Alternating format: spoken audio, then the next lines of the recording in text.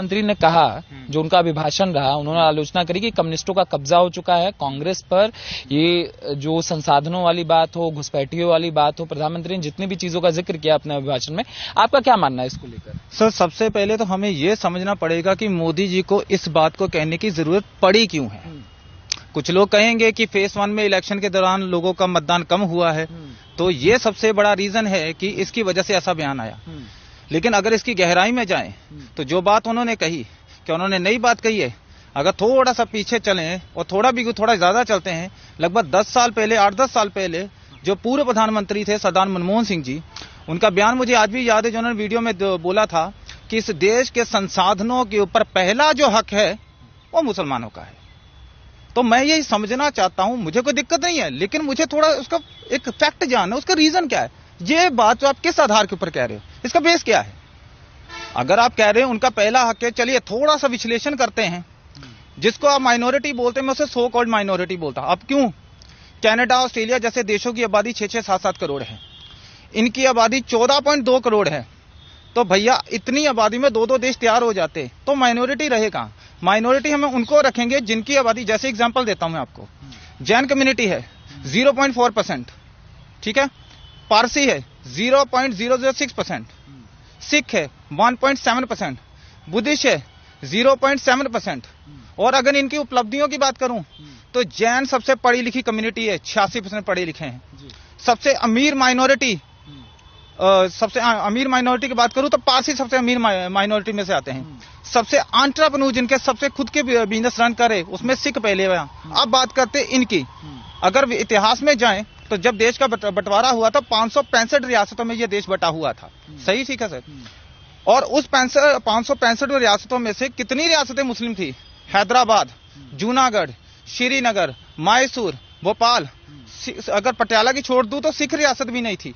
तो आज ये सवाल है कि इनकी इस कंडीशन में पहुंचा कौन? और आपने सर कांग्रेस की बात की, मैं कांग्रेस के ऊपर अक्सर ये बात बोलता हूं कि कांग्रेस वो पार्टी है जिसने इस देश के टुकड़े करने में कोई कसर नहीं छोड़ी है। और मैं इसकी एक छोटी सी उदाहरण बताता हूं। आप इस समय अमृतसर में हैं, यहां से मात्र 5 से 6 किलोमीटर दूर वो रेलवे ट्रैक है सर, जहां से वो खून से लथपथ ट्रेन पाकिस्तान से चली थी और अमृतसर आके रुकी थी। ट्रेन के ऊपर उर्दू में लिखा हुआ था, आपने गदर मूवी देखी होगी तो उसके अंदर वो सीन है, और मैं वो सीन नहीं दोहरा रहा हूं कि वो मूवी देख के, वो सीन देख के और मैं यहां पे आकर बताना शुरू कर दिया। जिन लोगों ने अपनी आंखों से देखा, मैं उनके बयान लेके आपके सामने रख रहा हूं। अपने पूर्वजों की बात कर रहा हूं, अपने लोगों के सीनियर्स की बात कर रहा हूं। तो उन्होंने बताया कि उसके ऊपर लिखा हुआ था, ये लो आजादी का नजराना। और मैं आपको जानकारी के लिए कर दूं, उस रेलवे ट्रैक के ऊपर जब कोई ट्रेन गुजरती है तो उसके यहां से पानी की कुछ बूंदें गिरती हैं उस ट्रेन से, तो वो सारा ट्रैक भीग जाता है।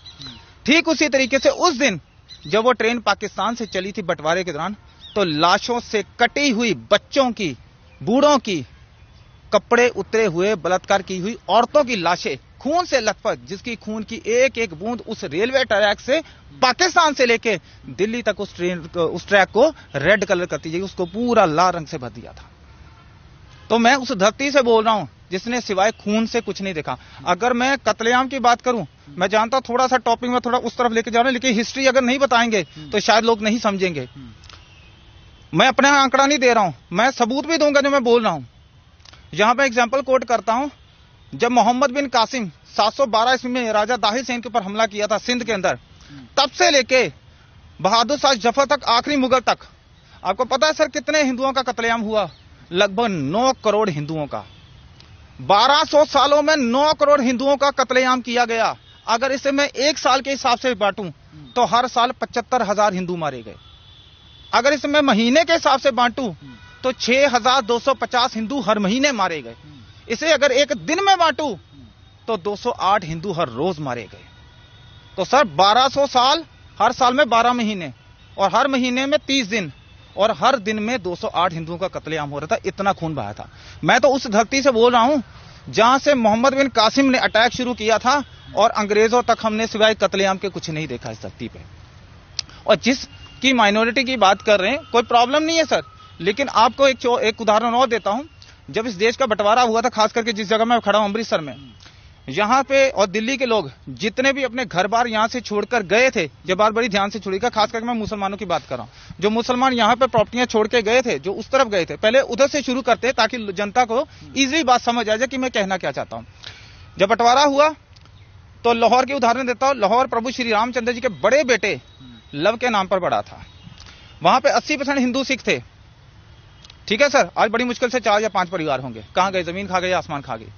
बंटवारे के वक्त तो इन्होंने बहुत कुछ ले लिया। वहां पे जितनी भी प्रॉपर्टियां छोड़ के वो यहाँ पे आए थे, उन प्रॉपर्टियों के ऊपर आज उनका कब्जा है।